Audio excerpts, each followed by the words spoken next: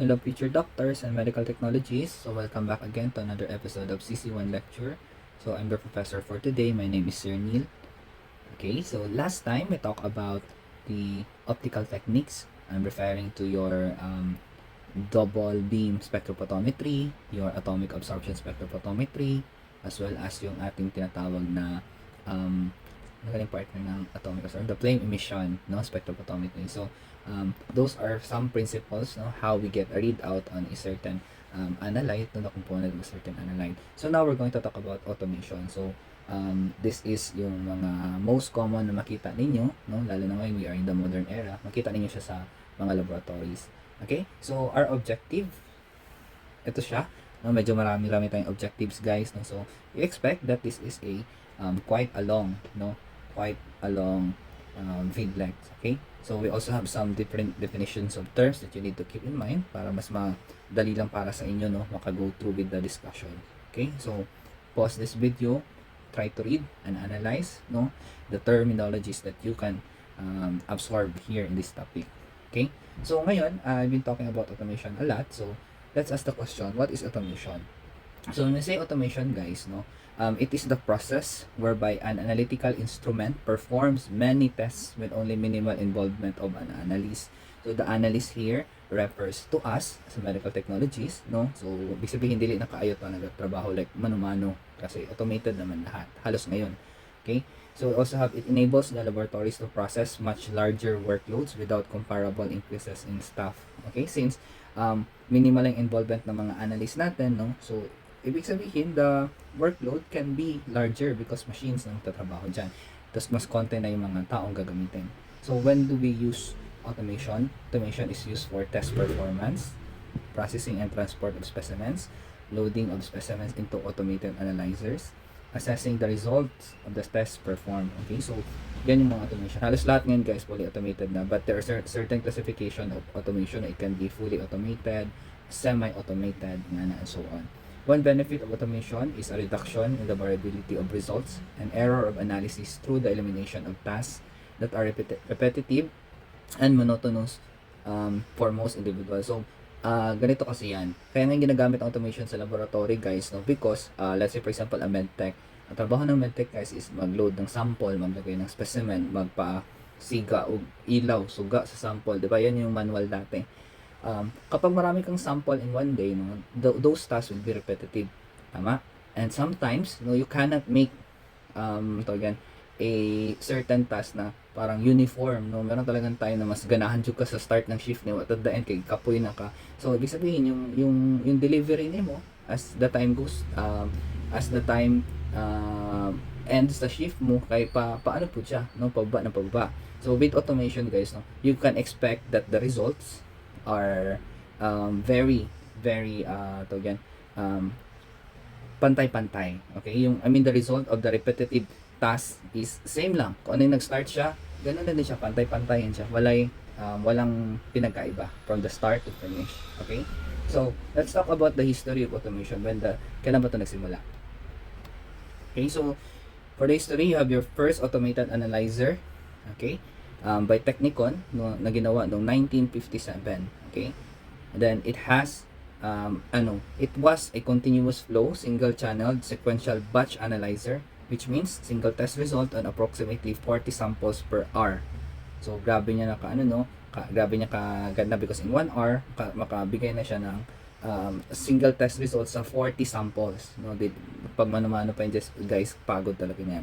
Okay? The first commercial centrifugal analyzer is a spin-off technology from NASA, no, ng Outer Space Research 1970. Okay? Remember natin, meron tayong tinatawag na ACA or the Automatic Clinical Analyzer.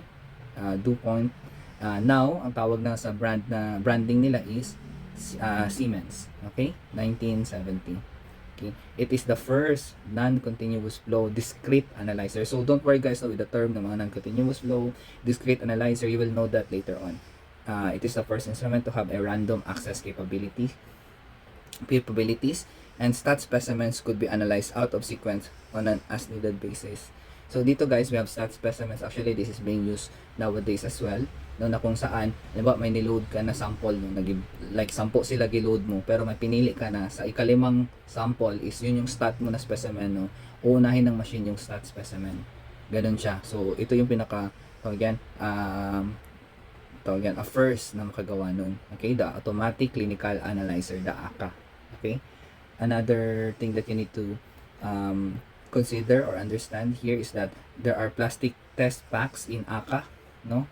Meron din tayong positive patient identification and infrequent calibration, no. Yun yung mga unique features ng ACA. Yung mga test packs niya were plastics, which makes it easier to manufacture.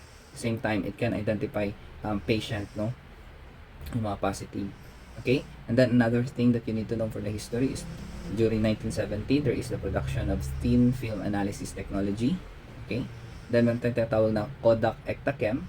Okay, Kodak Ektachem na tinawag din siya Vitros, and then ngayon Ortho Clinical Diagnostics na. Okay, so 1978 din sila. So Vitros, Ortho Clinical Diagnostic, and Kodak Ektachem are all the same. Okay, they are the first to use microsamples, volumes, and reagents on slides for dry chemistry analysis. Okay, first to incorporate computer technology extensively into its design and use. Okay, so ibig sabihin maganda na rin, no. As you can see, as we go through with the history, you can see na nag-evolve po jud ang automation natin, no, from back then to ano yung meron tayo ngayon. Okay, in order to better understand automation, you need to know the basic concepts and approach. Okay, so these are the factors that serve to drive laboratory automation. You have your turnaround time.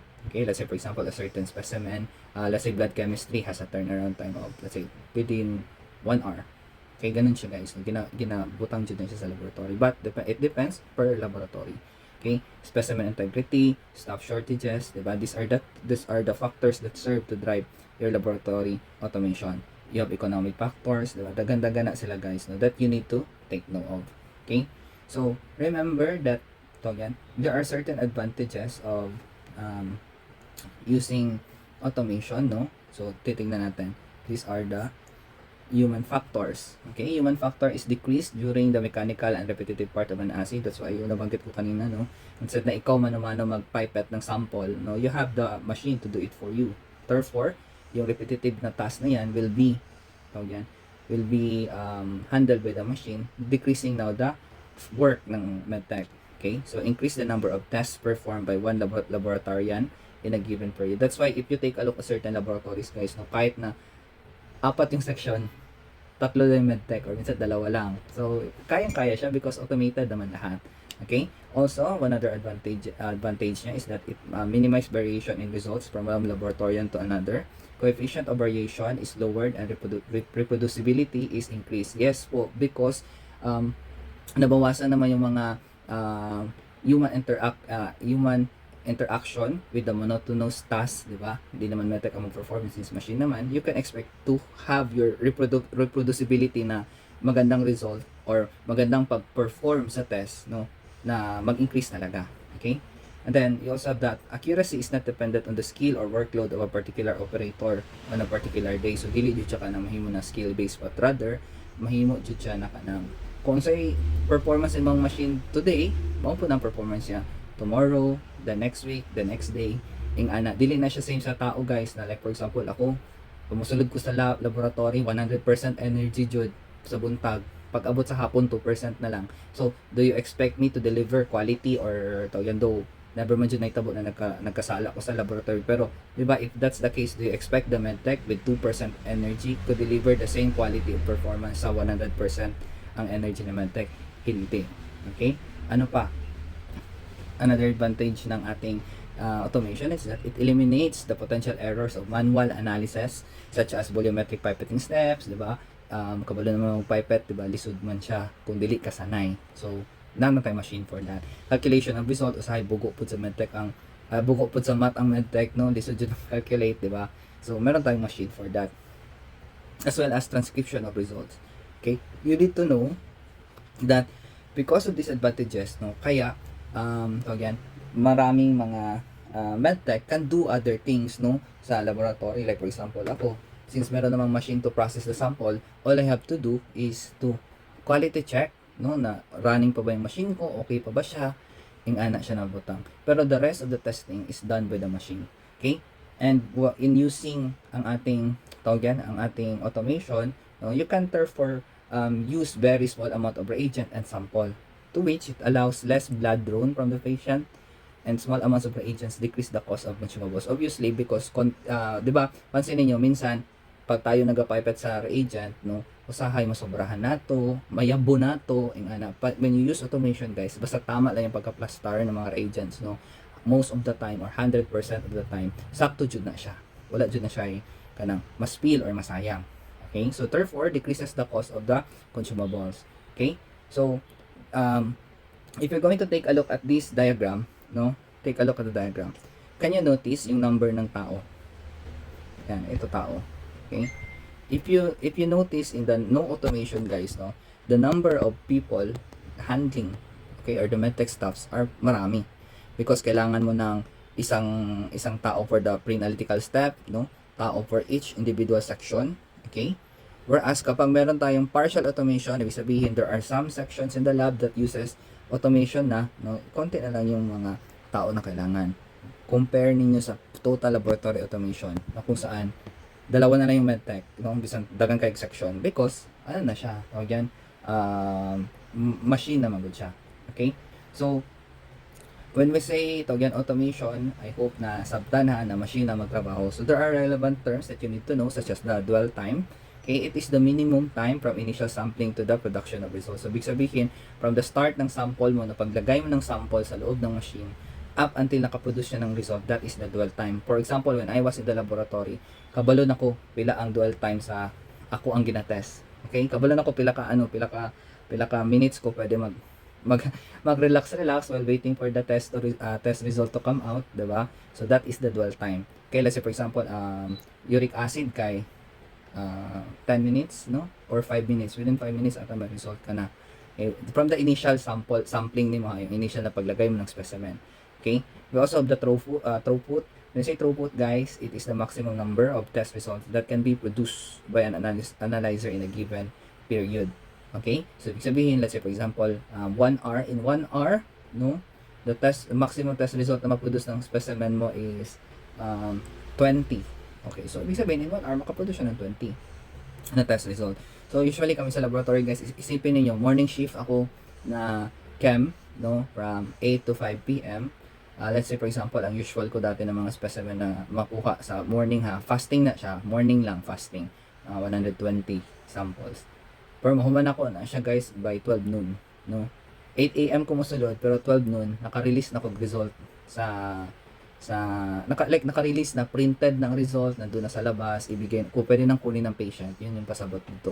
So, ibig sabihin, with the help of that machine, no, I did process 120 samples in less than 4 hours, no, or 3 hours. Depende maganda siya, guys. Sa higa, kaon pa man ko, no, so, depende dyan na siya. But, that is very impressive. Okay? So, we also have stat analysis. So, when we say stat analysis, stat means statim, which means immediately. Okay? So, when say immediately, pag ang request ng doctor is, let's say, CBC stat or blood glucose stat, ibig sabihin, the moment that you receive the sample, you process it immediately. And then, as soon as meron ng result, you relay the result to the doctor or release the result to the patient agad-agad. Okay? So, we have different automated system designs, no? Ito sila. Okay? Basta lahat sila, it uses the automation principle yapon, no? So, we have the total laboratory automation. We also have the modular integrated system, and then as well as the standalone system. Okay? So, let's start talking about the total laboratory automation. So, ano ba yan? So, when I say total laboratory automation, no, it employs an integrated track system that links all the laboratory workstations together to create a continuous, comprehensive network that automates almost all the steps involved in the laboratory testing. So, therefore, you can conclude that lahat ito siya, ibig sabihin lahat na ng mga nangyayari sa laboratory na yan is fully automated na siya. Ibig sabihin, they are linked together para makaproduce ng result. Okay? So, maraming advantages ito sila, guys, no? So, let's take a look, no? Para na may idea. But remember, your TLA or total laboratory automation benefits include a decrease in labeling and other pre-analytic errors, shorter turnaround time, and a reduction in full-time equivalents or FTEs necessary to produce a given test volume. Okay? Therefore, increasing productivity. So, ibig sabihin, pati mag-label ng mga sample, tanan-tanan guys, no? Automated na tanan. Okay? So, most likely, ano na lang siya, kokonti na lang yung tao na kailangan dito. Okay? So, let's see the advantages of this. You have your decrease in labeling error. Syempre, kay hindi naman tao, hindi naman ikaw na medtech ang mag-label, no? Yung machine na. So, ibig sabihin, you can expect it to be, again, sakto jud. Okay? It reduces turnaround times kay dili naman siya mag-asa sa tao na mag-label nga na magsulat.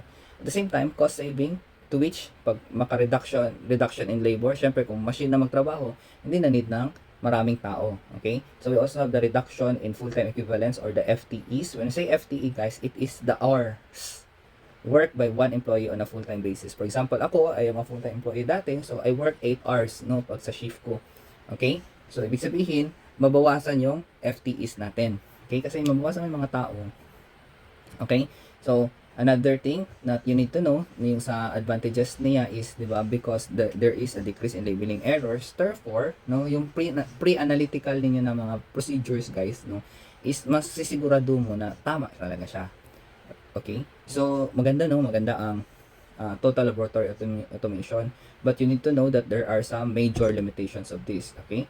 So, for the major limitations, no, the need for substantial financial investment and increased floor space. Kasi, syempre, kung maliit yung area ninyo, hindi talaga kayo pwede magpa-total laboratory automation. Di ba?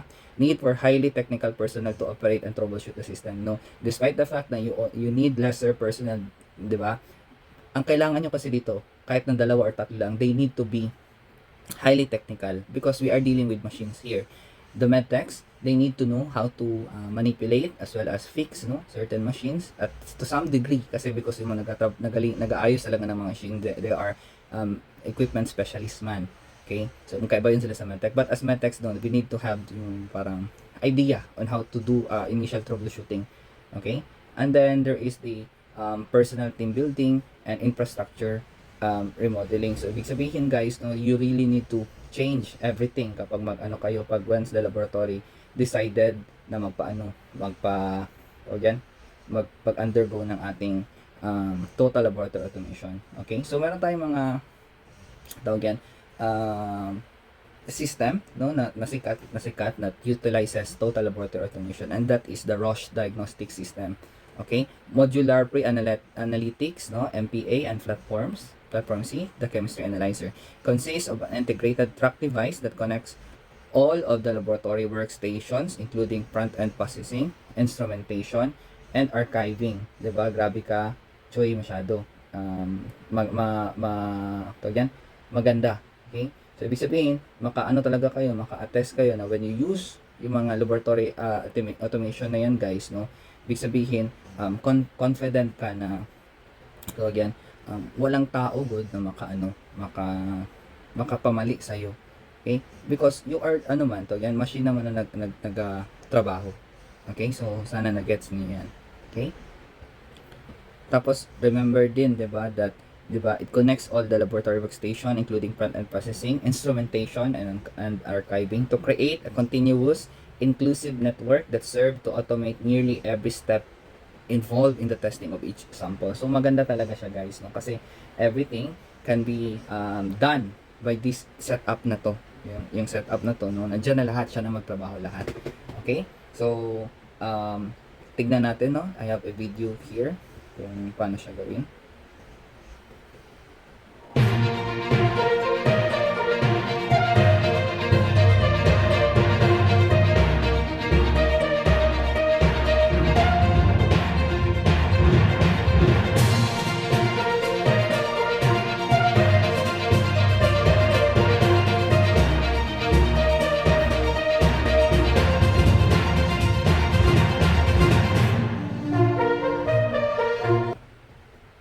Okay.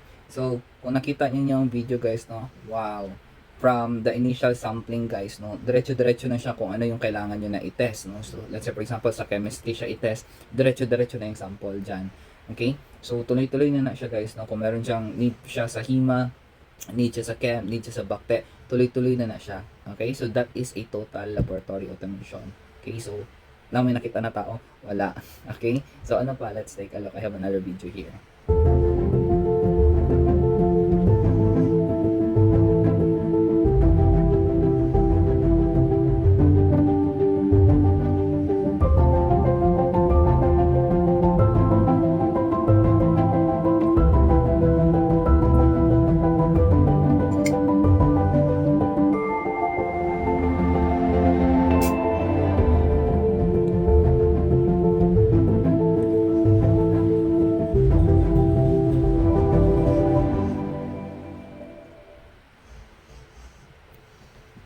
Okay, so as you can see guys, no, this is under the brand Beckman Coulter. So ako, I had the opportunity to use some machines ng Beckman Coulter guys, no. They some of it na utilize ko is ano po siya kanang connected sila with each other. So from the simple kung nakita nyo, different tubes yung nilagay ni ma'am, no?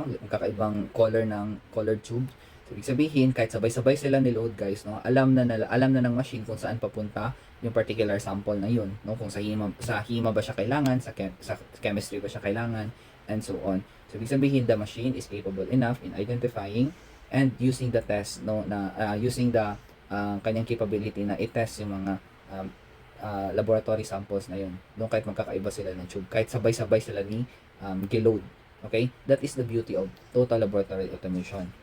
Okay, so let's have the modular integrated systems. No, it links multiple laboratory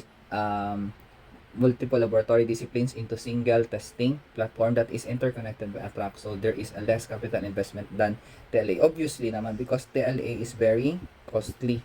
Isipin nyo, halos buong buong pangyayari sa laboratory, machine na lahat. Okay, so mas less ang capital investment dito.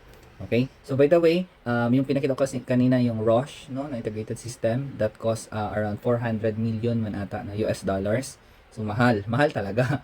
Okay, so yan yung ating for the for the total laboratory. For modular guys, no, since modular siya, ibig sabihin kung ano lang yung nakalink yapon sila together, pero hindi siya as wide, no, as total, yung parang lahat ng test nandoon na, lahat ng section nandoon na. Okay, ano lang jud siya kanang to yan, naka-interconnected lang jud sila pero single testing platform lang. Okay, so we also have the standalone system which is most common. Ito siya, ito yung example ng ating modular integrated. So we also have the standalone system guys, no. It is used to automate specific sections of the process that are still manual operations, such as specimen processing and sample archiving. For the standalone system, no, ibig sabihin yung specific sections lang ng process yung naka-automate. Okay, yung iba kay manual gyapon ninyo siya buhaton. Okay, so we have classification of different types of automated analyzers. So ito sila guys, no, isa-isahin natin to sila, and I hope you will bear with me kasi medyo sila guys, need din yung ma-differentiate yung pagkakaiba nila. Okay, so madami, no. We have continuous flow analysis, discrete, centrifugal, sequential, batch, and parallel, and random access analysis. Okay, so let's start with the continuous flow analyzer. Okay, for the continuous flow analyzer, remember here, the samples flow through a common reaction vessels, or tinatawag natin na pathway. Liquids such as your reagents, diluents, and samples are pumped through a system of continuous tubing. Okay, so ibig sabihin dito guys, isa lang yung dadaanan niya, no? It assists the laboratory that needs to run many samples requiring the same procedure. An oil heating bath is used to promote color development or the completion of enzymatic reaction. So remember guys, dito yung sample ninyo, yung mga yung sample na gagamitin niyo guys na i-load niyo sa machine, isa lang yung dadaanan nila, isang pathway lang yung dadaanan nila. So continuous flow analyzer, ibig sabihin guys, tuloy-tuloy jud siya na nagaano. Okay? So isa sa mga disadvantages na nakikita ko dito guys, no, since tuloy-tuloy man siya, you cannot really select, no, yung test na gusto mo na specific lang kasi tuloy-tuloy man siya. Okay, so let's see, no, for the disadvantages, no, significant carryover problems and wasteful use of continuous flowing reagents. So remember, since the samples are, again, tuloy-tuloy lang po sila na mo diretso, no, so ibig sabihin yung reagent na ginasip ng machine is tuloy-tuloy rapod na siya. Since ang machine o ang sample pati imong reagent guys, no, will come in contact in a continuous flow, Okay? There will be a carryover problems. Ibig sabihin, no, yung sample mo baka may konting makuha dyan, tapos ma-carry over sa inyong next na specimen, or yung pag-sip sa reagent is sobra-sobra, no, kasi tuloy-tuloy man yung tuloy-tuloy man yung sample mo na papasok. So ibig sabihin there will be a wasteful use of continuous flowing reagent. Machine does not allow test selection. So ibig sabihin, pasabot ani, all tests must be performed even if not requested. So let's say for example, you have your specimen here, no. Ang gusto lang ipetest ng doctor is we have your glucose, no, glucose, uric acid. Yan lang talagang gusto niya ipatest. But your continuous flow analyzer can test at least, let's say, 5 na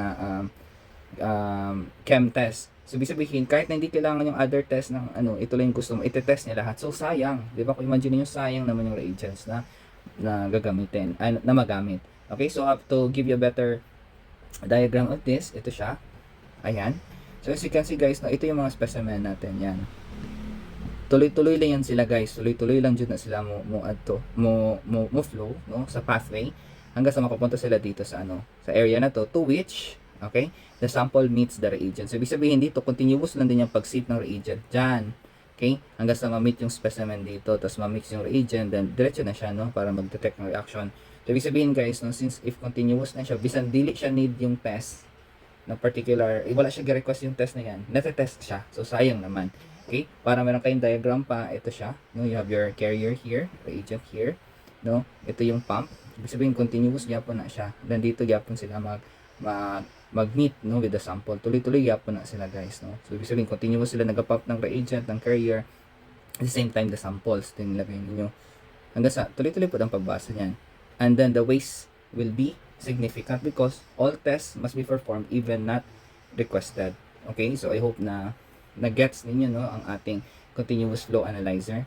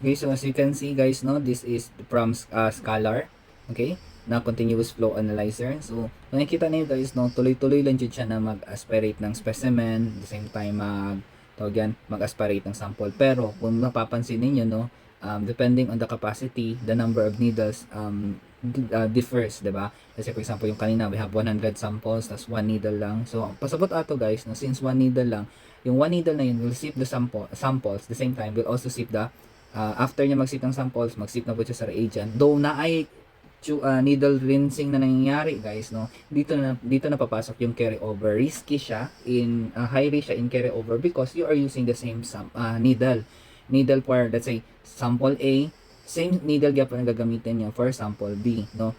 So, may potential na carry over problems na mangyari. But as you can see, the entire analyzer uses different types of procedures such as your colorimetric method, your ating flame emission, diba? Daghan siya guys, na depende kung anong principle ang ginagamit ng particular analyzer na yan. But remember, this is a continuous flow. Ibig sabihin, tuloy-tuloy na siya guys, no? Hanggang sa maubos magawa niya lahat yung test ninyo. Remember din kanina meron mga nakalagay na 16 channels, 'di ba? Pasabot atong sa channels guys, ibig sabihin ang number of tests na pwede na ma-perform niya ng tuloy-tuloy, is 16. Okay? Kahit hindi mo kailangan yung the rest, no, kahit dalawa lang kailangan mo lahat ma-test. Okay? So usually kailan ba ginagamit tong continuous flow analyzer? Continuous flow analyzers ngayon guys are not that used na masyado because kita niyo naman yung mga disadvantages niya, di ba? And ano man siya guys, no? Siguro ginagamit itong continuous flow analyzer ka in conjunction with let's say for example, alam mo yung mga naka-promo ng mga laboratory chem ng mga test. Let's say for example, naka-bundle ang lipid profile, no? Sabay-sabay niyo man yung i-test ang cholesterol diyan. Sabay-sabay niyo rin i-test ang triglyceride para makakuha kayo ng i-bundle yun sila. So ibig sabihin, if your continuous flow analyzer can use 5 channels to test all those reagents ng sabay-sabay, tuloy-tuloy talaga yan siya, okay? However, if yung anong gusto niyo lang is specific lang, no, you cannot do that with a continuous flow analyzer. Okay? So, dito rin guys, no, ang continuous flow analyzer guys, ang reaction niya, if nakita niyo, 'di ba, naka-tubing yung mga colorimetric method niya, no? Ang mga sample is sabay, dito sila tuloy-tuloy lang mag-reaction, then tuloy pasok na naman sa another tube, pasok na naman sa i-read out, ibig sabihin tuloy-tuloy lang siya, no, isang tubing na wala siyang own reaction vessel. Okay? So, I hope na gets ninyo, no? If you have a hard time of understanding what I'm trying to say, try to watch again the video para mas magets ninyo yung ginasabi ko. Okay? So, let's move on to the next analyzer, the discrete analyzer. No? The samples travel through the instrument in its own reaction vessel. So, remember, own reaction vessel. Each test reaction takes place in a separate compartment that is either cleaned out or disposed of after use. Have the capability of running multiple tests on one sample at a time or multiple sample at one test at a time. So, ibig sabihin, mas better talaga ang discrete analyzer. Unlike your continuous flow analyzer that ginatest niya yung sample whether you requested for that test or not, i-test yun na niya. Okay? Marami man siyang matest kahit tuloy-tuloy man yung sample ninyo, no, multiple sample, but same lahat ng test. Dito, you can pick. You can do multiple tests sa isang sample lang at a time or multiple samples tas one test. Let's say ito nga sample gusto mo glucose ng lahat, so makapili ka. Okay, so ano pa, it keeps sample and reaction carry over to a minimum but increases the cost per test due to disposable products. Yun lang. Okay, so since it has its own reaction vessel, no, mas mas ma-minimize niyo yung carry over. At the same time, yung sample and reaction carry over will be minimized, pero yun lang, mas mahal lang talaga siya. Okay? So remember that discrete analyzers are the most versatile analyzers. Many general analyzers and immunoassay analyzers are discrete. Actually, yan din yung majority na ginagamit sa laboratory. Sample reactions are kept discrete through the use of separation reaction cuvette, cells, slides, or wells that are disposed of the following chemical analysis. So after ng testing, no, minsan, gina-clean yung reaction well or ginatapon na siya. Okay? So sa amin sa MDMRC, we use discrete analyzers po sa aming chemistry. And then kami mismo ang nag-aapon ng yung machine na nag-segregate ng waste cuvettes, pero medtech po yung magtapon na sa basurahan. Parang ganun. Okay? So may video po din ata ito siya. Tingnan natin. Under scholar yapon.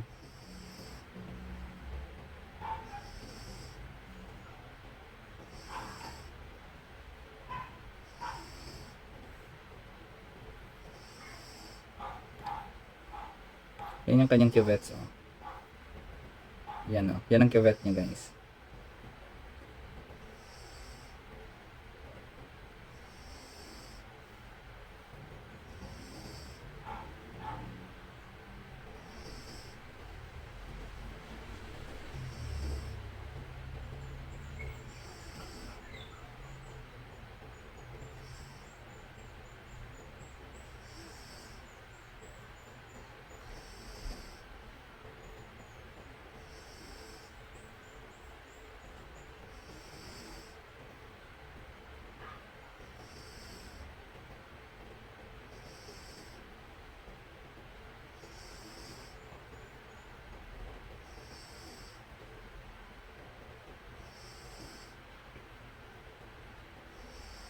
Okay, bali dito yung kanyang reaction vessel will be in the cuvette. Doon mangyayari yung kanyang reaction, no? Whether kung ano ba yan, anong test ba yung gina-perform.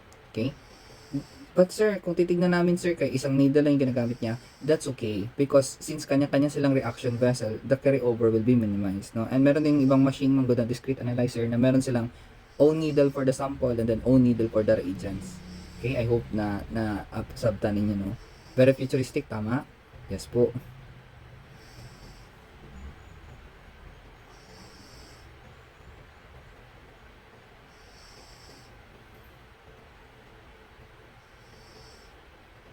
Okay, so kung nakita nyo yung tinanggal ni Medtech doon, that is the cuvette waste. Okay, so yun yung kanyang mga waste product, no, na cuvettes after ng testing. Okay, so yun lang talaga trabaho ng Medtech doon, maglabo yung cuvettes. De joke lang. Aside from inputting the test, no, that you want, yun, we need to check for the wastage food. Okay, so that is for the discrete analyzer. I hope klaro po siya, no, because we're going to move now to the centrifugal analyzer. Okay, so now we're going to talk about centrifugal analyzers. So remember that centrifugal analyzers were developed as a result of space-age technology and were one of the first types of discrete analyzers. Samples and reagents were mixed together, reacted, and flowed by a centrifugal force, okay, into separate cuvettes in which spectrophotometric analysis could occur. So remember here, guys, no, it uses cuvettes para ma-test yung ating sample, okay? The disadvantage of this is that only one test type can be performed each time. Okay? So remember that your CA or your centrifugal analyzers are the most capable of running multiple samples, one test at a time in a batch. So let's say for example, you have 20 samples and then you wanted to test them all in a batch, pero isang test lang ang pwede nimo. Let's say lahat yan sila glucose, you can do that, no, na test nimo tanan glucose kahit 20 sample pa yan siya. Okay? So how does it do it? Uses the force, no, generated by centrifugation to transfer and then contain liquids in separate cuvettes for measurement at the perimeter of a spinning rotor. So remember guys, no, since individual yung cuvettes niya, no, you can therefore conclude that it is much better compared sa inyong continuous flow. Why so sir? Because since ang reactions are done sa each separate cuvette, no, there will be no carryover na mangyayari. Okay, so the reagent probe into the reagent compartment of the centrifugal cuvette and then adds the reagent. Mixing of sample and reagents occurs when the rotor holding the cuvette is spun at the high speed of 4,000 RPM, a rotation per minute, and then sudden stop. The spinning causes the sample to be added to the reagent, while the turbulence caused by the sudden stop results in the mixing of the sample and the reagent. Okay, so I have a video here, no, para ipakita sa inyo kung ano yung itsura ng ating centrifugal analyzer in its most skeletal form.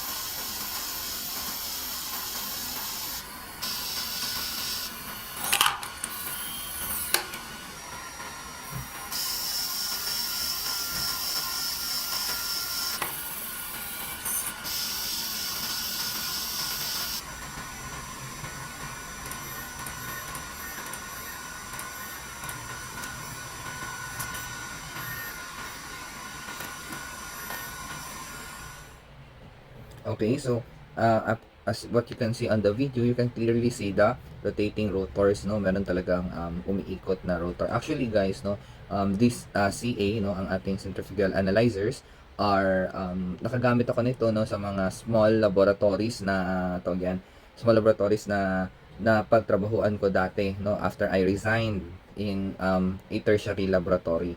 So what we use centrifugal analyzers doon because as you can see, 'di ba, they are capable in running multiple samples naman, one test at a time, tapos by batch siya.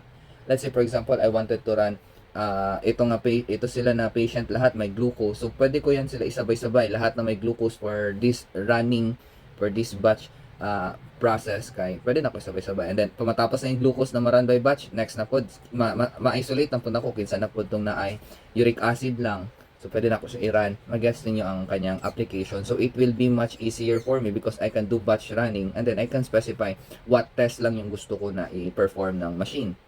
Compare sa inyong continuous flow na medyo bisan dili good need yung test. Kay ma-test jud siya. Dahil kalas jud siya kaayos ano, no? And then isa pa na makita ninyo sa centrifugal analyzers natin, 'di ba? Yung sa video kay it's quite small, 'di ba? So, kung titingnan niyo yung ano natin, no, it's quite small, malitan talaga siya. Okay? So, I hope na gets ninyo yung ating tawag yan, centrifugal analyzer ha. Okay? So, let's move on sa tawag yan, sa sequential, batch, parallel, and random access. Okay? So, when say sequential, guys, no, it means performing a set of test reaction in a particular order on each sample in the order in which it is received. For example, tawag yan, ang gusto nimo i-test for this particular patient is glucose, uric acid, lipid profile. Okay? So kung paano siya nalagay, no? Paano niyo gi-input doon yung for this particular patient, yun din yung testing natin. Okay? Pag sinabi mo namang batch, ibig sabihin all samples are loaded, ibig sabihin sabay-sabay lahat, no?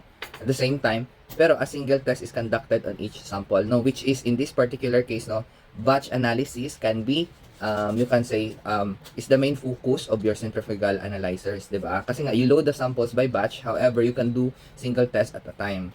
Okay? Single test at a time, not single sample. Okay? So pwede niyo siya 10 samples tapos glucose lahat, then another batch na pod na uric acid lahat, ing ana. Okay? When I say naman na parallel, it means more than one test is analyzed concurrently on a given clinical system. So ibig sabihin parallel is like yung sa ating yung after ng inyong continuous flow, we have the discrete analyzer, di ba? It can do multiple tests on a single sample, di ba? Maalala niyo. Or it can do multiple sample in a single test. Yun actually maganda talaga discrete analyzer. Karamihan ng mga laboratories, it uses discrete analyzer. Okay po. So basta pag sinabing parallel, guys, it means more than one test, no, ang ma-analyze nila sa isang specimen, okay, or multiple specimen, nga na siya, nang sabay-sabay. Okay, we'll also have the parallel test, no, more than one test is analyzed, yun na, dana pala yun, no? On a given clinical system. You have also the random access, means that any test can be performed on any simple and any sequence. Ibig sabihin, yun yung maganda sa random access, no, kasi pwede ninyo siya i-sequential, yung parang kung ano yung gusto niyo na order ng pag-test is magawa ninyo siya. So, it means that test reaction can be programmed to occur in a different order than the samples are placed on the instrument. Let's say, for example, you load a sample na 1 to 10 specimen, tapos si number 1 mo glucose, si number 2 si uric acid, si number 3 is, let's say, lipid profile, no? You can program the machine to do number 3 first, the lipid profile first, then tuloy-tuloy na siya. Okay? Pag sequential naman god, kay kung unsa inyong pag-load sa machine, mao na jud to siya ang sequence niya. Okay? I hope na gets niyo, no? So for the random access, remember that this is helpful when many samples are placed on an analyzer and are processing, but an urgent test request must be added later. So let's say for example, you are currently on you have 10 samples, no, kasi usually gawa tayo ng rack, no. Aba, ito yung specimen rack ninyo. Ayan. 2 1, 2, 3, 4, 5, 6, 7, 2, 4, 6, 7. Okay, you have 7 samples na ano nyo, na process ninyo. So, lahi na sila test, no? Let's say, for example, ito siya nga sample kay glucose, ito siya uric acid, tas ito siya combination ng both, tas ito siya lipid profile, and so on. Let's say, for example, pag-load yan ninyo sa random access, guys, you decided na need ninyo na magpa-add. Let's say, for example, na, magpa-add daw si number 2 kasi galing siya sa ER na sample, magpa-additional sila na request for creatinine. So, ibig sabihin, kahit na currently nag-process sa number 8 yung machine ninyo, no, na sample lang kayo na process, you can input sa machine na magdagdag ka ng additional na CREA, okay, sa number 2.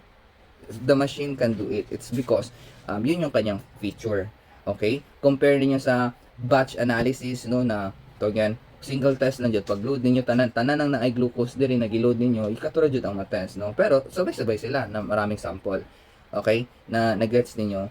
Ang karamihan ng laboratories, guys, ng mga tertiary laboratories, they utilize mga random access, no, na type ng automated analyzers because yun man talaga, that's the beauty of it, you can at any given point in time, lalo na kung may emergency room yung ano ninyo, laboratory, mas easier talaga siya, 'di ba, i-conduct. Okay, so I hope na gets ninyo ang difference nilang lahat and nasabtan ninyo, no. So let's proceed sa next slide natin. I think these are a bunch of pictures. Ang next slide natin. Okay, so looking at the laboratory, guys, no, you can clearly see that they are automated. Why so? Because the machines are like, dikit-dikit sila, sabay-sabay sila. Pag magkakasama na yun sila, guys, no, that is what we call the automated systems. Ibig sabihin, may say systems, it is a group of machines together that are linked, di ba, to perform certain tasks, di ba, in a laboratory. Okay, meron naman tayong mga machines, guys, na can be standalone, no, like this one. Okay, na yun lang talaga ang function niya. Okay, so I hope na ano ninyo, no. So let's see kung to again, anong next natin na malaman ninyo. It should be the steps in automated analysis. So medyo ano siya, guys, no, to again, since step man siya, you need to really memorize, no, or understand these particular steps po. Okay, so it all starts with identification and preparation. Obviously, you need to identify the sample, no. This is usually done by reading the barcode. This information can also be entered manually. So usually sa laboratory, guys, no, sa clinical chemistry, dito pa lang dapat wala ka ng mali. Because if you fail na mamali nyo sila, no, mamali nyo ang pagsulat ng again, specimen label or patient information sa system, no, mamali na jud na siya tanan. Okay, there are some cases in the laboratory, guys, na meron kaming na test, no, like ang mother na suko jud taman sa lab kasi daw nabalik ngano daw ang pinadala niya na ano, guys, na ang gikunan ng mga patient, guys, kay parang twins, no. Tapos kinsa ang ilang pangalan, guys, kay let's say halos same lang man good. Let's say for example ang pangalan nila kay Chu, no, apelyido nila is Chu. Ayan. Okay? So, ang nangyari doon, ang pangalan mo ganun parang Maria, tapos ang isa M din yun, basta M. So ibig sabihin kung magsulat ka diyan, 'di ba, kay Chu M, ana man na, no, or let's say ako Maravilla. So if I write the name, no, ana man jud na siya, Maravilla N or NJ. 'Di ba ganun man? Ang kaano man kasi yan, ang nag-extract nito kay ano man gud siya, intern, no. So wala po nila na nahunahunaan na same sila og kanang last name, same sila ng same initial. So pagdating sa chem ngayon, since 'di ba ang time in ng chemistry, guys, kay alas 8 pa man yan siya usually, kay para maka QC pa diyan pa man gud talaga mag-start. So we do not check pa the specimen sample. So ngayon pagdating sa chem ng nag-process, no, magtaka ka talaga. Ang isa si Chu M, ang isa si Chu M pa din, pero yung isa si Chu Maria something. Meron pa siyang second name. Ang isa is Chu Maria po ata, pero na po siya second name, pero both sila Maria. Okay? So doon pa lang, guys, mali na yung ginawa ng nag-extract to ng phlebotomist natin. Okay? The same time, though tama yung gi-encode ng ating encoder, but in the sample itself, no, in the tube, mali talaga, 'di ba? So ngayon, after that na ano na namin, ang gitanong ko lang talaga doon, buti na lang is magkaiba sila ng ball marker color na ginamit, no. Gi-guarantee talaga ng medtech na itong itong color blue man yung marker dito, tapos ito isa kay red ang gigamit. So gi-guarantee niyan talaga na ito yun siya, sir, ito ako to nag-extract. ito lang talaga ang test niya. Kasi magkaiba sila ng test, guys, no? Ay, magkaiba ka ng, same sila ng test, okay? So, mag-worry ka, kasi nga, itong isa, no na may sakit, itong isa wala. Okay? Ano ata yung ipatest nila that time kay mga rheumatoid factor, no? So, daghan gina-consider ba? Tapos parang may heart problems ata yung isa na patient. Okay? So, makakabayo na mag-test ng ganun. Hindi pwede ba, hindi talaga pwede na, lang, kanang wala kay paking. Okay? After na properly yung pag-identify sa sample, no, you need to determine the test to perform. Usually, the LIS or the Laboratory Information System communicates to the analyzer which test has been ordered. Okay? So, the moment na, di ba may barcode man yung specimen natin, no, meron man yung mga barcode. Okay? Pag maskana ng machine yung barcode na yan, automatic ma-detect niya na kung ano yung mga test na na-encode for this particular sample. However, you can also do it manually. Pwede kayo na, let's say, sira yung barcode niyo that time, no? Pwede niyo i-manually input sa machine kung ano yung test na gusto niyo. Mura dyan siya nag-order sa McDonald's, guys, or Jollibee na anong test, magpindot-pindot ka kasi minsan touchscreen siya. Okay? So, after that, no, you need to, again, the patient now will be tested, no? The agent systems and delivery. One or more agent can be dispensed into the reaction cuvette. So, ibig sabihin, guys, no, after mapili yung mga test, no, dito na part kay yung the actual testing, no, ng patient natin. Ng sample natin. Number 4, specimen measurement and delivery. A small aliquot of sample is introduced to the reaction cuvette. Chemical reaction, the sample and reagents are mixed and incubated. So, ito siya, guys, no, yung sa chemical analyzer operations natin. It can be categorized into 3, the identification and preparation, chemical reaction, data collection, and the actual analysis. Okay? Kasi sa number 6 natin, measurement optical readings may be initiated before or after all reagents has been added. Signal processing and data handling, the analyte concentration is estimated from a calibration curve that is stored in the analyzer. And then, after that, the results are sent to the LIS or the Laboratory Information System to which makita mo na as medtech sa imuhang computer kung anong result ng patient, no? Ingana siya. But there are times po na dili siya ma-send because guba ang communication that time. Naka-experience kami dyan, guys, no? Lahat ng result kay manually ko siya gina-copy from the machine itself because guba ang LIS, no? Dili maka-transfer og automatic transfer of result, no? Naga-troubleshooting pa mga ITs that time. Okay? So, familiar memorize this step process, no? These are, again, categorized into 3, identification and preparation, chemical reaction, data collection and analysis. And then, ito yung mga components nila. Okay? So, remember, guys, no, na number 1, usually, yan talagang pinaka-importante. Okay? Sample identification. Okay? So, dapat dyan pa lang tama na lahat. So, we also have technologies used for automatic identification and data collection. Ito sila, no? Barcoding, optical character recognition, magnetic stripe and magnetic ink character recognition, voice identification, radio frequency identification. So, ito sila lahat, guys, no? Ginagamit to sila, no, for automatic identification and data collection. Like, for example, yung sinabi ko, no, as simple as barcode. Once na, let's say, for example, si Neil Jan Maravilla, no, Maravilla, lahat ng info ko na-encode na ng encoder, no, automatic, it will generate a barcode, no, a barcode. After niyang barcode na yan na ma-generate, ipapadikit yan sa inyo kang sample. Okay, na merong serum, na merong specimen nyo. Then, yun na, yung machine na mag-scan ng barcode na yan. No? It can be that, or it can be yung mga, other methods, no, na pwedeng gamitin. Pwede itong mga voice identification, radio frequency identification, touchscreen. So, daghan na sila, no, na how can you prepare the sample. But the most common talaga na ginagamit is the barcode system. Okay? So, tayo, ang gagawin na natin as medtech, no, is even if automated na tanan-tanan, no, we need to practice careful let's be careful in identification error, no, to avoid errors in identification kahit na automated. Di magod siya pwede na maging kumpiyansa ta kay fully automated na, di ba? Okay? So for the next slide, we have the emerging technologies, no? We have automated specimen inspection, identify sample identification errors and sample integrity issues, could sort a random collection of different size containers with different additives, no?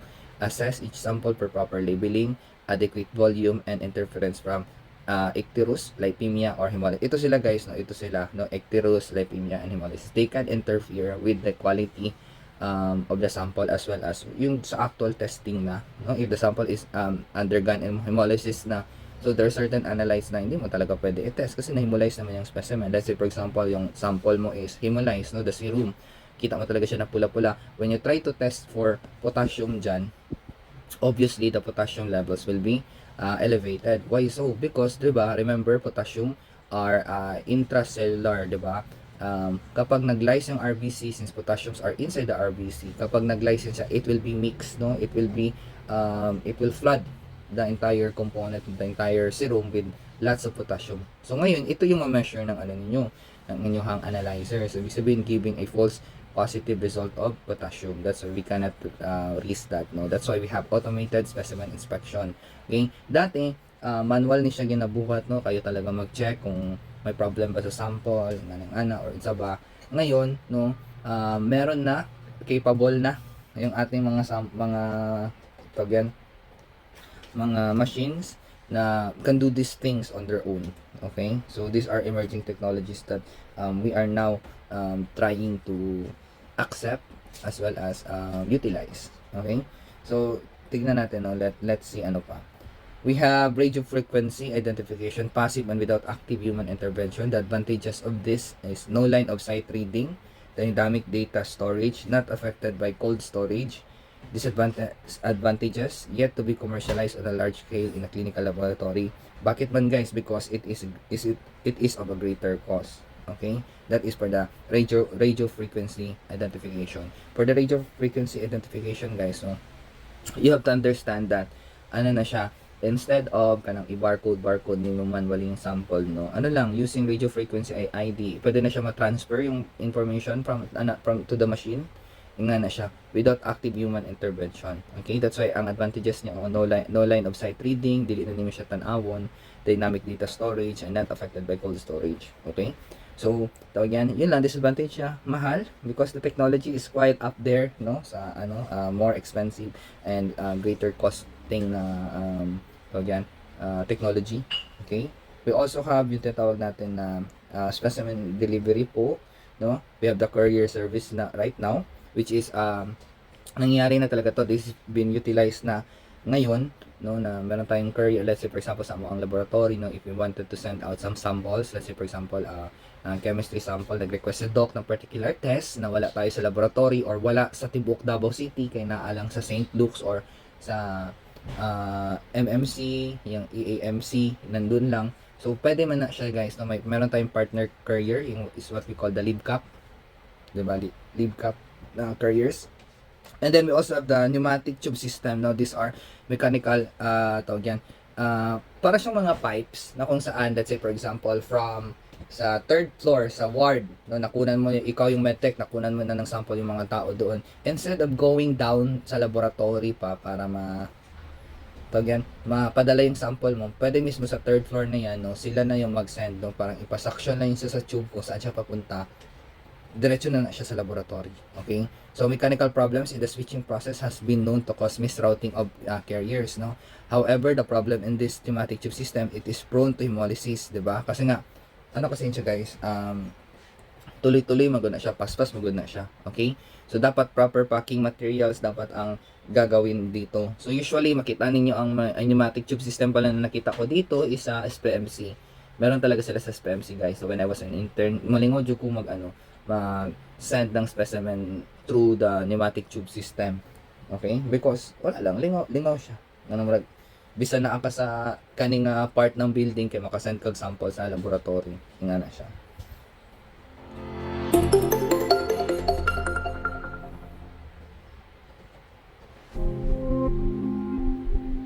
Yan o, yung mga pneumatic tube system.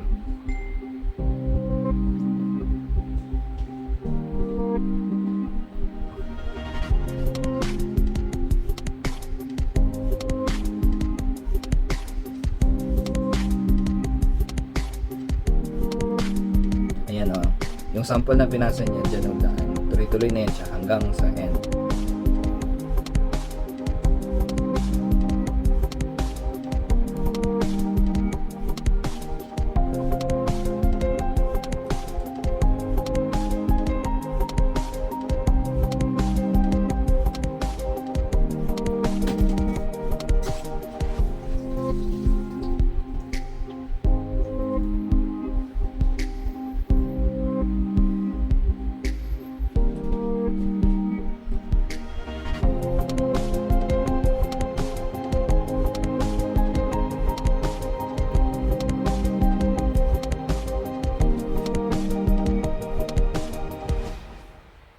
Okay, so as you observe in the video, 'di ba?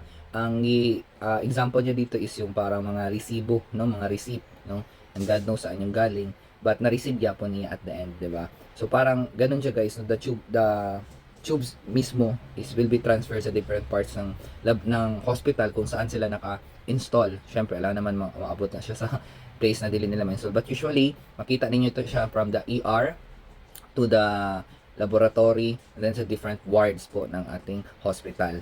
Okay? So, it can be used to transport different types of things, no? From tube to other, basta mag-fit lang dun sa kanyang mismong tube, pwede talaga i-transfer. Okay? So, yan yung mga ano ngayon, no? Emerging technologies natin, which is meron na ngayon sa Pilipinas. Ano pa? Meron tayo electric truck vehicles, no? They are larger capacity, carrying capacity than pneumatic tube system, not associated with problems such as damages to the specimen caused by acceleration and deceleration forces, no? So, dili siya kanang makakos ng hemolysis kaayo because dili man siya kanang anak kapaspas jud pod, 'di ba? And then mas malaki yung malagay mo because the capacity of the vehicle is quite big, no? Mobile robots, we also have this, no? Delivery of specimen to the lab benches by a mobile robot is usually more frequent than human pickup and has been shown to be cost effective, 'di ba? So delete na ninyo need of additional manpower because meron na tig-deliver sa inyo na fully automated. Nga na siya guys, no? Lingaw. Okay, so tignan natin.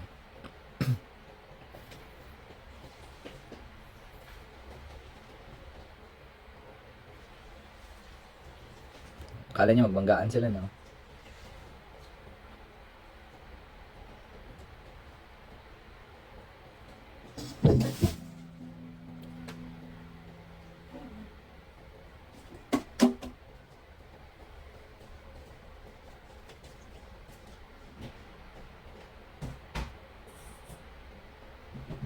You know, ano eh. Ito yung ating mobile robot, guys.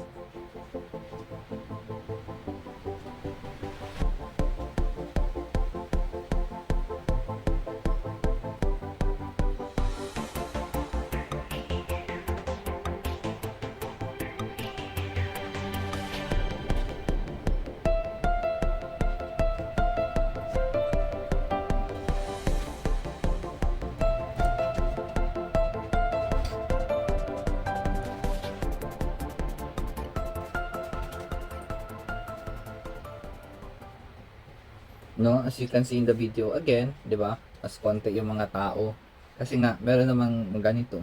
Okay? So, it is proven to be cost effective. Okay? Now, let's talk about specimen preparation and identification.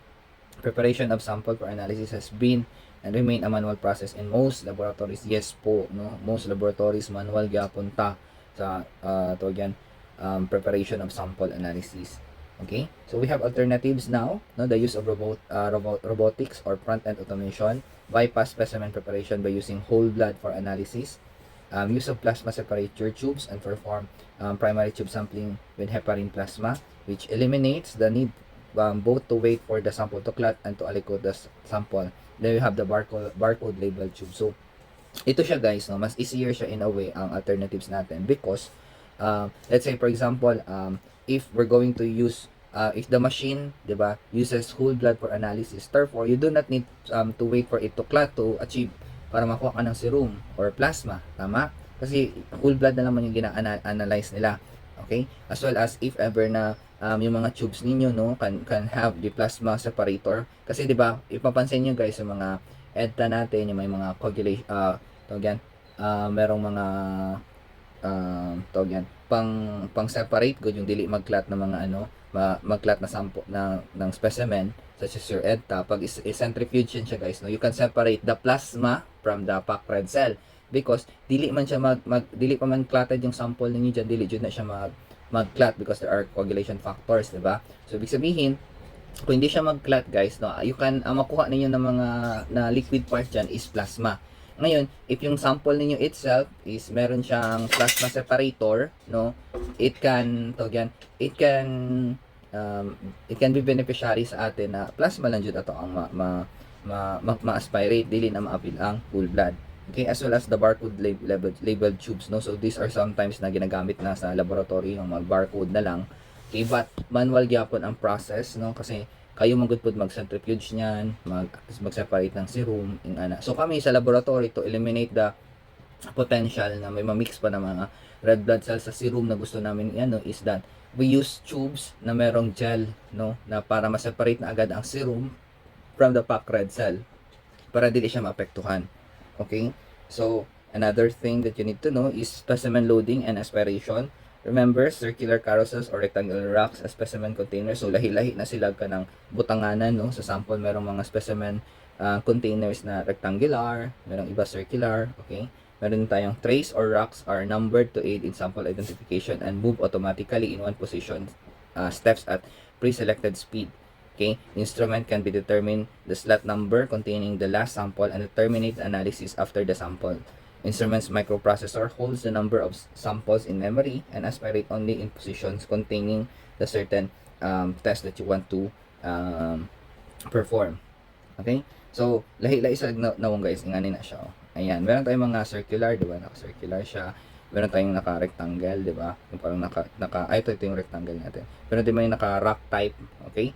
So, ganito siya guys, no? Sa laboratory, may mga number yan sila na dapat number 1 ka maglagay, number 2, kanang pasunod ragod jud. Yung na kasi sa amin, let's say for example, ang machine na ginagamit namin sa chemistry is ganito man siya, no? Naka-rock type. So, gidetermine na namin as medtech kami ang naglagay na 1, 2, and 3, 1 to 5, let's say is for kanang mga routine na mga tests, okay, para sa mga outpatients. Tapos, 6, 7, 8 para sa mga ER samples lang.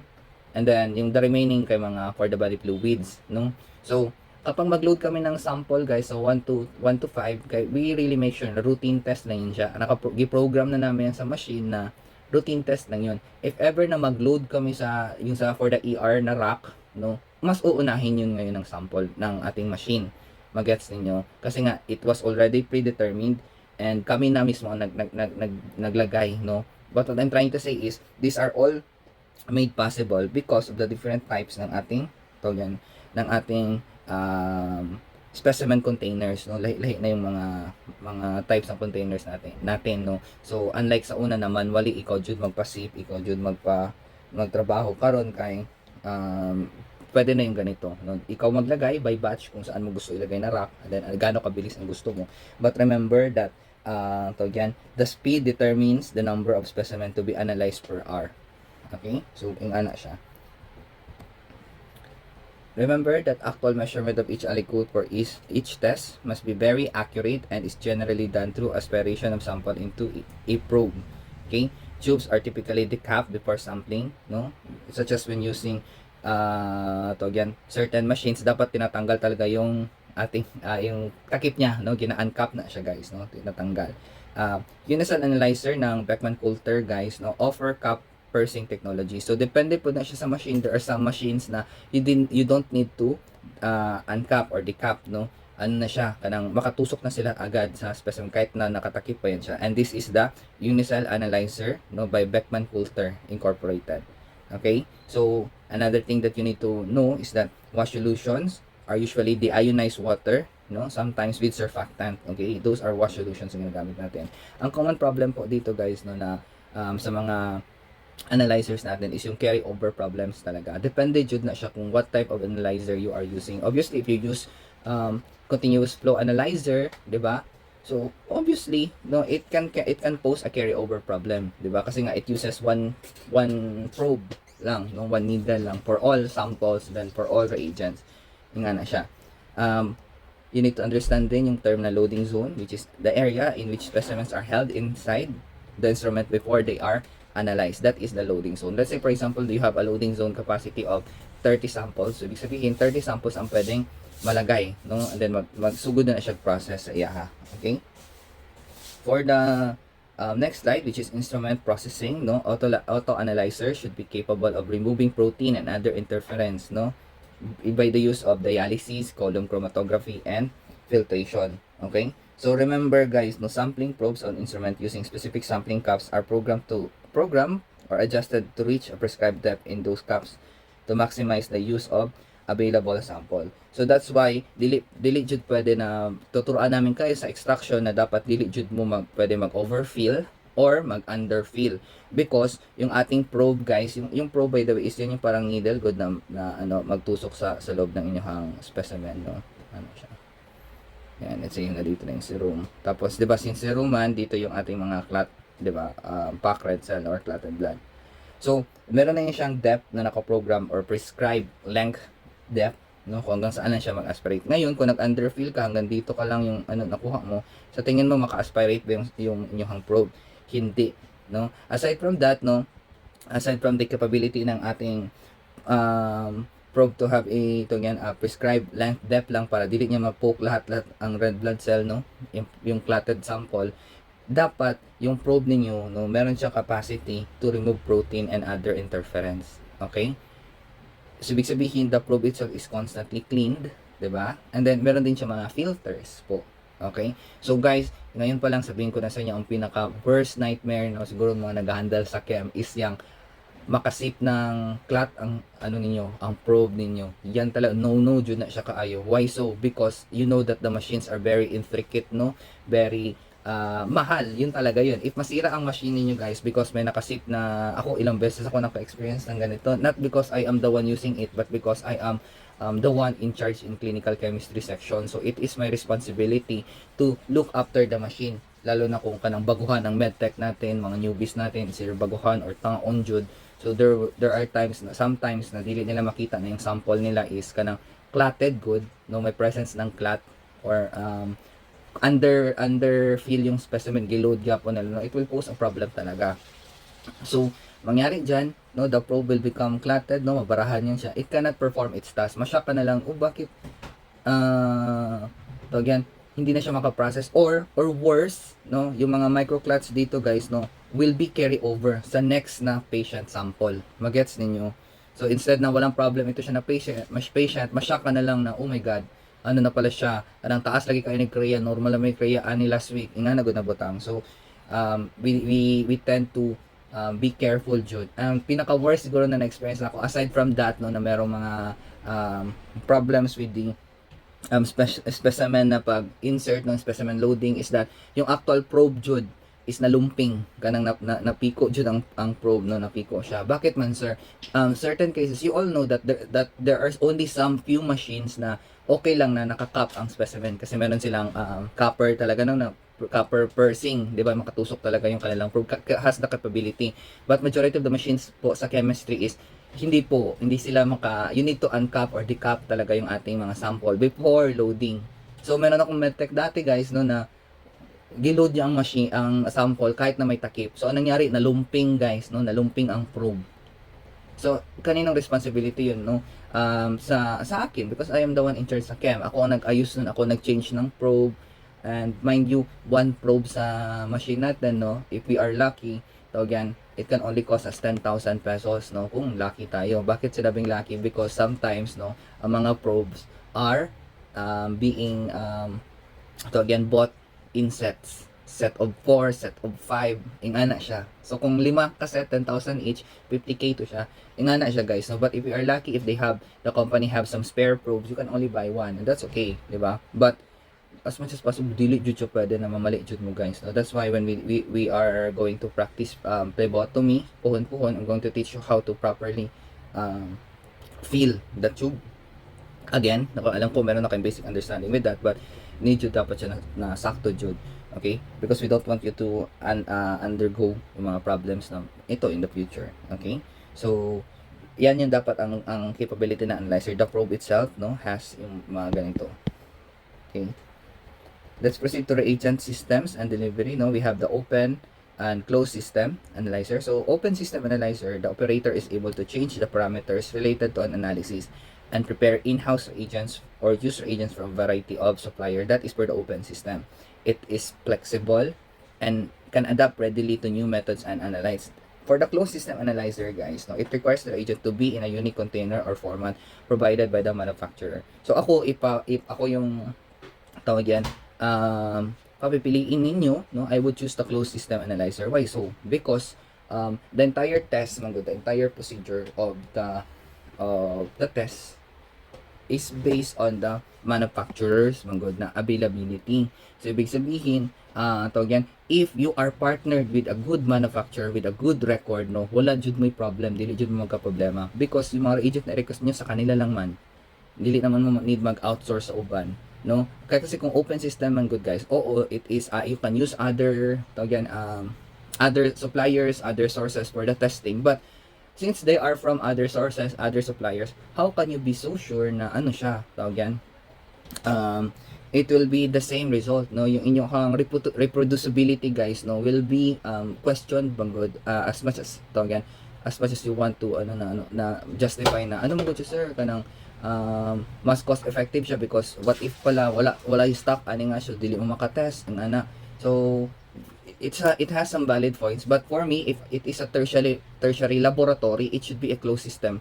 Bakit? Because ang gawin lang talaga ninyo, you have to make sure that your partner manufacturers are meron silang good record talaga. Once ma-establish niyo yan guys, no, I think everything will be okay. Like for example sa amin sa MDMRC sa una, we are partnered with Roche, no, diagnostic. So never ako sa chem, never kami nagka-problema sa reagent po. Kasi okay man ang Roche, ambot lang. Never man kami nagka-problema. But yung sa mga freestanding laboratories na natrabahuan ko, no, they tend to use open system analyzer. Okay? So, kay para if ever na wala ito siya na particular agent for this particular supplier, they can ask for another supplier. Okay? Basta mag-fit lang sa machine. Okay lang yun siya. That is okay. But, you need to take a look at the level po ng inyong laboratory. Kung tertiary, better just stick sa ano, because the reproducibility ng result, no, is much better. Okay? Compare ninyo sa open system.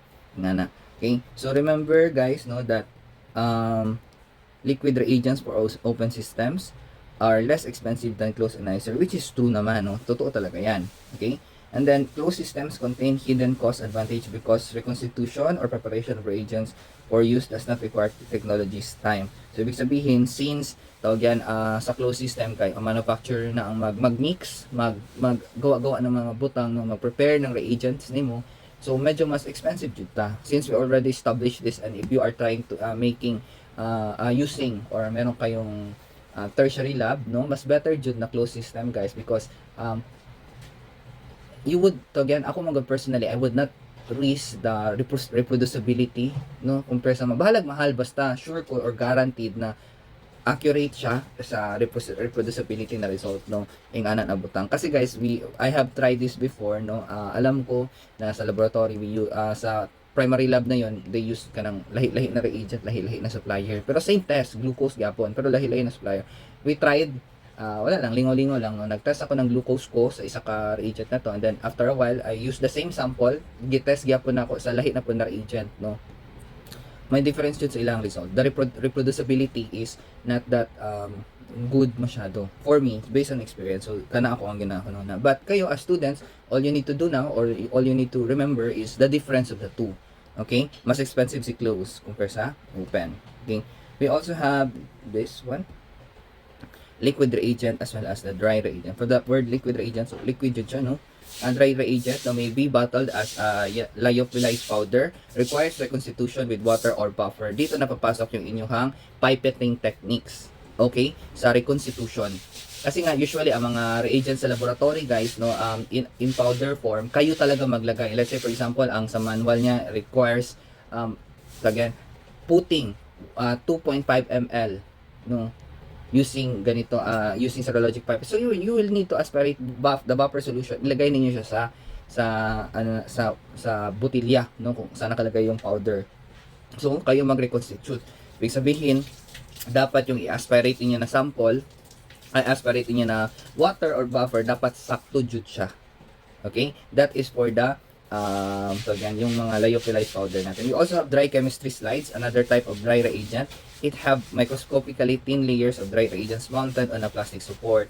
The slides are approximately the size and thickness of a postage stamp. So, postage stamp, alam naman nyo kung gaano yun siya kalaki, no? Medyo maliit lang talaga. So, meron tayong dry reagent na can be in bottled form or a slide form. Okay, so ano yung itsura? Again, itsura niyan, ito yan siya. Ayan, no? Postage stamp na maliit lang. Ayan. Okay, so I want you all to take a look at the dry slide technology. Ito siya. Ayan. Okay? So, for the dry slide technology, guys, no, kung saan sila, no, it can be, tawag yan, it can be used, no, na kanang gina-insert ko sa mga machine para ma-check na ng spectrophotometer natin yung result. Once samples are being put there, no, ma-spread siya with the use of spreading layer, okay? Tapos ma-filter out na yung substance na, so again, hindi mo need that can interfere with the results. And then yung main sample lang jud ang mag-react, no, with chance. Meron tayong reagent layer, indicator layer, then support layer. Okay? Tapos it will undergo spectrophotometer para ma-read yung result niyo. So that is for the dry slide technology. So ano po na siya guys, no? That is another type of reagent. Let's say your machine does not use the liquid one, no? You can use the dry slide. And is this okay po, Buster? Yes po, I haven't experienced using dry slide na mga reagent when testing such chemistry na mga tests, no? But however, I think there are some benefits of this naman. Okay, so let's see. Ayan, the dry chemistry slide, no, the reagent layer contains enzymes, dye precursor, and buffers necessary for the analysis of a specific component. Sample control or standard, no, is deposited on the spreading layer. Selected components are allowed to penetrate to the reaction layer, which in turn activate the dehydrated reagent. So remember po guys, no, ang naga-filter nito is the scavenger layer. Okay, so you need to memorize po ito siya. Ayan, para na may guide, no, kung ano yung pagkakasunod-sunod sa dry slide natin, no. You have the spreading layer, scavenger layer, reagent layer, indicator, and support. SSRIS. Okay, so SSRIS. Spreading, scavenger, reagent, indicator, and ang S natin is the support layer. So we have the techniques of preservation. How do you preserve the reagents? No, you need to keep all reagents refrigerated until the moment of need, and then quickly incubate them to reaction temperature or store them in a refrigerated compartment on the analyzer itself kung meron, that leads directly to the dispensing area. Provide reagents in a dried tablet form and reconstitute them when test is to be run.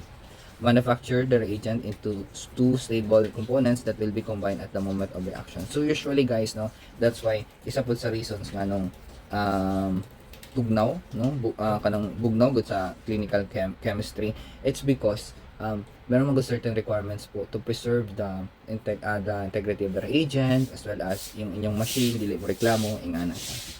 Okay, so that's why bugnaw jud sa sa chemistry. Okay, that is for the preservation. What if kanang gagamitin na ninyo siya? Okay, we have the reagent delivery techniques, no? We can use syringes driven by stepping motor, pipette the reagents into the reaction containers, piston drive pumps, no, connected by tubing. We also dispense the reagents. So this is pertaining sa how such reagents being aspirated, no, utilized by the machines. Okay, it can use piston drive pumps, no, syringes, yung sinabi ko kanina, yung mga probe na yan, no. And then, naka-connect dyan na siya sa mga tubing. You can also use pressurized reagent bottles connected by tubing to dispensing bulbs, no. The computer controls the opening and closing of the bulbs and fill the volume reagent into the reaction container, and is determined by the precise amount of time the valve remains open. So karamihan ng ating mga chemistry analyzers uses ito majority itong silang lahat. So depende na lang jud kung ano yung gagamitin o ginagamit ng inyong machine. Okay, but these are some or most reagent delivery techniques. Okay, so piston driven pumps, syringes driven by stepping motor, nga na siya, or yung may dispensing valves, yan sila. Okay, so you have already know about the reagent system delivery, so again, yung mga different types ng reagents natin, as well as yung sa specimen processing, specimen identification. Let's move on now sa ating chemical reaction phase. Okay, so sa chemical reaction phase, it is consists of, I think, four ba? Okay, 4 things that you need to know. No, we have the mixing, that can be a forceful dispensing, magnetic steering, vigorous lateral displacement, rotating paddle, and ultrasonic energy. So basta ang bottom line is ma-mix lang sila, no, yung sample and the reagent itself. Okay, we also have separation, no, use a very high reagent to sample ratio, shorten reaction time to eliminate slow reacting interference, no. So that is for the separation. We also have yung ating incubation, no, by the use of heating bath, no. It maintains the required temperature of the reaction mixture, provides a delay necessary to allow complete color development, And components nito is heat transfer medium, heating element, and thermoregulator. So, ako guys, no, karamihan ng mga semi-automated na mga machine sa chem, no, it uses incubation dyan. So that's why ayaw mo kataka na, let's say for example, puhon-puhon, ang i-test lang ninyo is, let's say, uric acid, tapos need niyo siya i-incubate for 5 minutes, no? So, i-need niyo siya incubate for 5 minutes, no? Wala to ninyo siya na mahuman, no? Balikan niyo siya after 5 minutes. Nga na siya, okay? Because that is one of the chemical reaction phase, okay? We also have reaction time, no? The completion of the reaction. So, reaction time depends upon how, so again, what method as well as how well did you perform the chemical reaction, okay, the procedure itself, no, because reaction time differs from per test, no, it differs. Iba yung reaction time sa glucose, iba rin yung reaction time sa let's say creatinine, no, magkakaiba-iba yan sila, okay. So let's move on sa measurement phase, no. So ito siya guys, I think we already talked about this sa inyong first topic, no, the optical techniques, kasi dito papasok yung mga UV light, fluorescent, no, flame photometry, ion selective electrodes, gamma counters, and luminometers, di ba? So lahat yan sila guys, no, they are utilized to measure, no, the reaction na meron natin, no. So remember that the most common method are still visible and UV spectrophotometer. Okay, visible utilizes visible light and ultraviolet rays, no. Analyzers that measure light need monochromators to produce specific wavelength. Yes po, the monochromators here are your prism, 'di ba? Yun sila, no, tatlo yun sila. And then to produce specific wavelength, no, classically filter wheels have been used to separate light, which are usually computer controlled. So your machines now, no, they might look bigger, no, and advanced, but yung tinuro ko sa inyo na pinaka-basic, no, ng spectrophotometry na diagram, it uses the same principle po. Ganun din po yun siya. Naging advanced lang sila because yung iba doon is can be controlled by the computer. Okay? So we also have signal processing and data handling. So dito na siya guys, no. So again, how does the machine, no, handles data? So you need to have accurate calibration because para maka-obtain kayo ng reliable result. So, dapat the machine is well calibrated para maka-obtain ng reliable na result. Okay? So, remember guys that this requires the proper use of standards which then reflect the data on standard curve according to which samples results are interpreted. After calibration has been performed and the chemical or electrical analysis of the specimen is either in progress or completed, the instrument's computer goes into data acquisition and calculation mode. So remember po, no, there are some laboratory procedures that requires laboratory math, no. So like for example sa lipid profile, in order to calculate certain parts na lipid profile natin, no, the machine will process the sample, will give you a result, but instead of doing the computation manually, no, na ikaw as medtech manually, kay kapoy man good guys, isipin niyo, let's say 100 ka tao nagpa-test ng lipid profile, yan lahat i-compute mo mano-mano, no. Since we are in the advanced age na po, no, modern era, no, the machines can do that, no, can do the data handling, they can do the calculation. Okay, this process may involve signal averaging, which may involve 100 of data pulses per second. So ayo ka ano guys, kay dili man pud mo magtrabaho, machine man. Okay, so we also have steps in automated analysis. So these are, again, yung kanina natin na ano pinakita sa inyo yung summary kung paano ka magkaroon ng result, 'di ba? Paano ka magkaroon ng result? Okay? So since you have this again actual process na yung sa automation na talaga, I want you to take a look at the pre-analytic and post-analytic steps. Okay? So we have pre-analytic and post-analytic step, okay? So again, pre and post. You have primary tube identification, no? Labeling, pre-analytic na siya, no? LIS receiving, pre-analytic yapo na siya. Sorting, pre-analytic, 'di ba? So try to determine po kung saan yung mga pre-analytic natin and post-analytic, 'di ba? So tawag yan, decapping, pagtanggal ng since chemistry man majority po, once again gina-decap, okay, ang sample. Secondary tube labeling, volumes check, and threat detection, aliquoting, destination sorting into analyzer rack, recapping, and sample storage. Okay, so please try to on your own, no, determine kung hanggang saan lang yung ating pre-analytic as well as post-analytic dyan para makaano kayo. Okay? So, I think we already discussed the entire concept ng automation, guys. So, I hope may na-learn kayo. Let's move on sa future trends ng automation. What awaits us. Okay?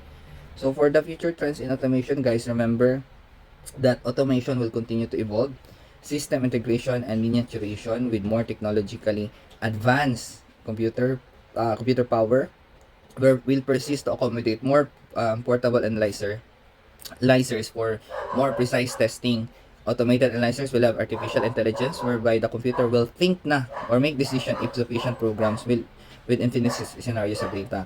Spectral mapping or multiple wavelength monitoring with high resolution photometers and polychrometers will become standard. So basically, guys, in the future daw, majority of the machines can make decisions. Let's say for example, you inputted that this patient is diabetic, diabetic. So if ang test lang talaga na gusto ipa-perform ng doctor is only the glucose, tapos the glucose is found out to be, let's say, high, the machine in the future I think can give some suggestions na siguro na hey, the glucose is high, ito yung last result niya, why not check for creatinine as well. So it's up to the medtech yapo, or basin sa sunod kay puro machine sa jud mag-dictate kung ano ang i-process, 'di ba? Ano yung ite-test na sample ingana. Actually, these are being now, nangyayari na po siya, but not in the chemistry per se, but in hematology. Whereas if you run a sample po sa hematology, guys, pag nag-aspirate ka ng it can give a detailed parang diagnosis, initial diagnosis po based sa sample na gipasip mo. Let's say for example, magbutang na dayon siya og kanang presence of kanang meron daw siya na detect na high level of myelocyte, or promyelocyte. So ibig sabihin kung yung machine mo is nakita ng promyelocyte, it could signify, lalo kung abundant masyado, it could signify a leukemia. So ikaw as medtech, you can base your judgment sa machine, if you're going to do a microscopic slide examination pa ba sa slide, or blood smear examination para ma-confirm. Okay? So ako sa laboratory, actually sa US po, na practice daw nila, sabi ng mga kakilala ko na nandun na, if only lang daw talaga na we share the same practice po sa US, siguro marami talaga mga leukemic patient ay may mga leukemia, na mga patient po, kasi lahi-lahi mga types ng leukemia, guys, mas marami daw talaga ang matulungan natin if we share the same practice with sa US, but hindi man, guys, karamihan man sa mga medtech dito, they use schistocytes kanang pag dili ma-identify, dili iingon or dili which is wrong. That is really wrong po, ako sa laboratory, if there's something na makita na ako na, let's say for example, I find it like unusual yung blood, not the typical, I ask for the opinions of our pathologists since nandiyan naman sila. Magtanong talaga ako na, Doc, ano po ba to siya? Is it a promyelocyte po ba? Kung sabi sa Doc na, yes, daghan ba makita, therefore, we can, after we make the result, after i-release namin result, we can make a suggestion, parang recommendation po kung what particular test ang need niya i-perform next. Okay? So, in the chemistry, we are hoping for that the AI can do yung mga ganun na mga butang, and then recommend the set of tests needed for certain types of result na ilang mag-gather. And then remember, guys, yung mga machines na dako na kana, usually they will become mas maging compact pa, smaller pa as we go through with the future. Okay, so let's take a look at the next slide. The BS480 with an all-new operation software interface offers 400 tests per hour for general chemistries and 560 tests per hour throughput, including ISE testing. The reagent carousel provides 24-hour non-stop cooling at 2 to 10 degrees. It stores up to 80 reagent bottles, including 2 utility reagent slots for DI water and wash solution. The sample carousel contains 90 positions and accommodates primary sample tubes, an aliquot tube, or micro-insert cups. The sample carousel is made with conductive material which greatly improves the sensitivity of the liquid level detection system. Ganda. The BS480 uses reusable glass cuvettes in the reaction carousel. All 90 permanent cuvettes are automatically cleaned by the 8-step auto wash station. The probes are cleaned internally by high water pressure and externally by the latest waterfall design, ensuring thorough cleaning. Should there be a need for deep cleaning, an enhanced washing function can be requested in the software. This laboratory workhorse is equipped with 2 separate sets of probes and mixers to be used with the reagent and sample carousel. Nice. Internal barcode reader enhances sample and reagent management, ensuring that the right test is performed on the right patient. The BS480 is highly compatible with major LIS systems, providing bidirectional interface transmission. The optical system utilizes grating photometry and a halogen tungsten lamp. 12 wavelengths from 340 nanometers to 800 nanometers are available to accommodate most clinical chemistry testing requirements. The convenient front-load design allows easy access to the liquid bottles and the all-in-one ISE reagent pack. The ISE module consists of a sodium, potassium, and chloride electrode and is located on the side panel for easy access. There are two independent power switches. The main power switch controls reagent refrigeration and maintains the overall system temperature. The analyzer power switch controls the mechanical parts, provides energy savings, and prolongs lamp life while the instrument is not being used during the night and/or weekend. Okay, so as you can see, no, very advanced na yung machine niya. So for my assignment to everyone, no, I want everyone, if mag-asa ko sa next meeting natin, I want you to determine what type of automated analyzer ang kanyang ginagamit, no? Is it discrete? Is it continuous flow ba? Okay? So please do your research regarding this topic based on what you have learned so far. So I'd like to thank everyone for listening to me, and this will be the end of our discussion. So thank you so much, guys. God bless.